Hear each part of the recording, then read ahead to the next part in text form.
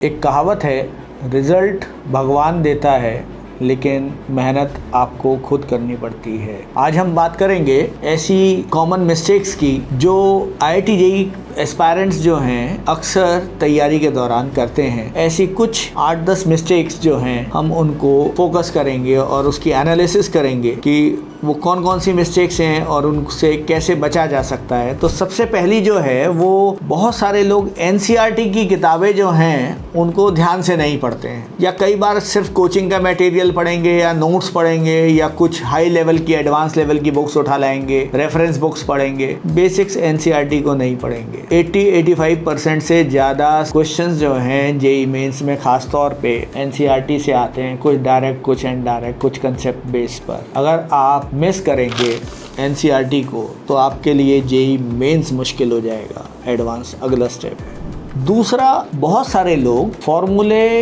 रटते हैं। डेरिवेशंस कीजिए, समझिए, कंसेप्ट को समझिए, रटिए मत। अगर आप सिर्फ रटते हैं तो IIT JEE भूल जाइए। इसलिए मैं रिकमेंड करूँगा कि कंसेप्ट बेसिक फंडामेंटल्स को समझने की कोशिश करें। एक बड़ा इम्पॉर्टेंट पॉइंट है, लिख लीजिए। जिस दिन तैयारी चालू कर रहे हैं लिख लीजिए। अक्सर लोग 11th में या 10th में स्टार्ट करते हैं, हम ये एजम्पशन करते हैं जो भी कुछ पढ़ाया जा रहा है, चाहे वो फिजिक्स हो, चाहे मैथ्स हो, चाहे केमिस्ट्री हो, सब कुछ लिख लिख के रिवाइज करना है। बल्कि मैं इसमें एक और चीज ऐड कर दूंगा, बोल बोल के लिख के रिवाइज करना है। क्योंकि कौन सी सेंस आपकी ज्यादा स्ट्रांग है आपको नहीं पता। हो सकता है बोलने से कानों तक आवाज पहुंचेगी और अच्छे से चीजें याद होंगी। लिख लिख के करने से आंखों का भी उपयोग होगा, दिमाग का भी होगा। कुल मिला के आपका कंसेप्ट कॉन्शियस माइंड से सबकॉन्शियस में चला जाएगा और वो परमानेंट मेमोरी का हिस्सा बन जाएगा। क्योंकि आज जो आप पढ़ रहे हैं, तैयारी कर रहे हैं, वो 24 महीने बाद, 2 साल बाद भी आपको चाहिए। तो सिर्फ कॉन्शियस से काम नहीं चलेगा, एक टेम्पररी मेमोरी से काम नहीं चलेगा, आपको परमानेंट मेमोरी में उसको फिक्स करना पड़ेगा। इसलिए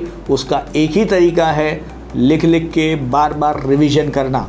बहुत सारे लोग टाइम मैनेजमेंट बहुत ख़राब करते हैं। बहुत ज़्यादा सोएंगे, बहुत ज़्यादा खेलेंगे, सारे दिन पढ़ाई करेंगे, एक ही सब्जेक्ट पढ़ेंगे, नया नया पढ़ेंगे, रिवीजन नहीं करेंगे, एक ही टॉपिक को बार बार करते रहेंगे। जो आता है, जो नहीं आता उसको छोड़े जाएंगे। फेवरेट एरियाज़ को करते रहेंगे, फेवरेट चैप्टर, फेवरेट टॉपिक्स को ही ज़्यादा करेंगे। जो वीक एरियाज़ है उसको इग्नोर कर देंगे। ये भी एक कमी रहती है। मैं तो कहूँगा लिस्ट बना लीजिए, जो मैं लिस्ट बता रहा हूँ। जो भी आपकी कमी है उस पर फोकस कीजिए, उसको एक एक करके दूर करने का प्रयास कीजिए। थ्योरी पढ़ रहे हैं, क्वेश्चंस कर रहे हैं, एग्जाम्पल्स कर रहे हैं, PYQs नहीं कर रहे, प्रीवियस ईयर क्वेश्चंस, उसी से पैटर्न पता चलता है। पिछले 3-4-5 साल के कम से कम कोशिश करिए 10 साल, उससे भी ज़्यादा हो जाए तो बहुत अच्छा।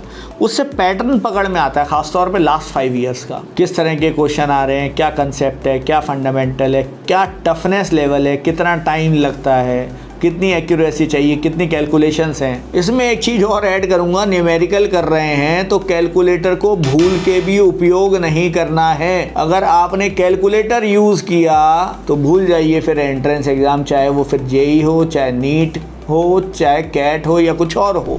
आगे देखते हैं, जब हम बात कर रहे थे कि PYQs करते हैं, तो PYQs करते हुए पिछले 2-3 साल से उससे ये पता चल जाता है कि किस पैटर्न के क्वेश्चंस आ रहे हैं, क्या उसका डिफ़िकल्टी लेवल है और क्या हम उसके एट पार हैं कि नहीं है। ये बहुत ज़रूरी होता है, इससे कॉन्फिडेंस बनता है।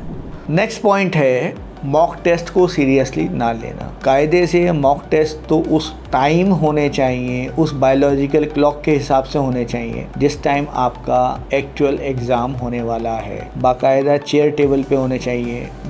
जिस माहौल में टेस्ट होगा वही माहौल होना चाहिए। और उसके बाद एनालिसिस भी सीरियसली होनी चाहिए। एक एक क्वेश्चन की कितने गलत हुए, कितने छोड़े हैं, उनकी लिस्ट बननी चाहिए और उनका हाथ की हाथ सोल्यूशन भी सॉल्व होना चाहिए। जो नहीं आ रहा, आपके मेंटर्स हैं, आपके टीचर्स हैं, वो आपकी मदद करें। कुछ लोग जो हैं एंट्रेंस की तैयारी में ऐसा सोचते हैं कि हम लास्ट मोमेंट पे कर लें, तो IIT या नीट में ऐसे लोगों को सक्सेस बिल्कुल नहीं मिलती। ये लास्ट मोमेंट वाली स्टडीज़ नहीं है, आपको सारे साल पढ़ना पड़ेगा, बल्कि 1 साल नहीं, 2 साल या 3 साल भी पढ़ना पड़ सकता है। इसमें फिर से एक बात कह रहा हूँ कि कॉन्शियस ब्रेन का कोई रोल नहीं है, इसमें सबकॉन्शियस का है। जो आपकी डीप मेमोरी में चीज़ें हैं, जितने अच्छे से हैं, जितने सुलझे हुए तरीके से हैं, उतने ही आसान हो जाएगा आपको एंट्रेंस एग्जाम को क्रैक करना। इसलिए एंड मोमेंट पर तो सच बताऊं, रिलैक्स करना चाहिए, खेलना कूदना चाहिए, मनपसंद खाना चाहिए, नींद पूरी लेनी चाहिए, पढ़ाई को छोड़ के, नए टॉपिक्स को छोड़ के सब कुछ करना चाहिए, जिससे आप रिलैक्स कर सको, आपकी एनर्जी मेंटेन रह सके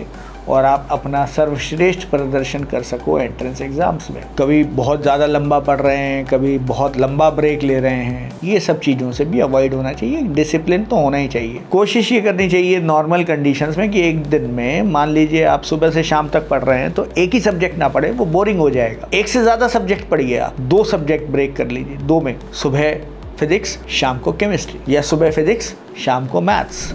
एक और इम्पॉर्टेंट चीज़ है, वो है फिज़िकल हेल्थ और मेंटल हेल्थ को इग्नोर करना। बहुत सारे बच्चों के पास शारीरिक श्रम करने का स्टेमिना ही नहीं होता। वो अक्सर ज़रा सा स्ट्रेस पड़ने पर बीमार पड़ जाते हैं। उनके पास मेहनत करने का स्टेमिना नहीं होता 3 घंटे या 6 घंटे के एग्ज़ाम देने का। तो आपकी हेल्थ बहुत अच्छी होनी चाहिए। हेल्थ अच्छी होने के लिए नींद पूरी होनी चाहिए। सिंगल नींद कोशिश करनी चाहिए 7 से 8 घंटे की। मुश्किल काम है ये आज के ज़माने में, कम से कम बड़े शहरों में। अगर सिंगल नींद आपने ले ली तो आप के पास एनर्जी का लेवल वो हो जाएगा कि आप बहुत सारा काम, बहुत सारी पढ़ाई अच्छे से कर सकेंगे। कुछ एक्सरसाइज, कुछ वॉकिंग, कुछ रनिंग, कोई गेम, आउटडोर स्पोर्ट्स, ये ज़रूरी है। और ख़ास तौर पे कोई अगर आपके पास शौक है, कोई हॉबी है। एक स्टूडेंट था, बहुत पुरानी बात है, पुलकित शुक्ला करके, उसका रिजल्ट खराब जा रहा था। मैंने देखा कि उसको वायलिन बजाने का शौक़ था और उसने,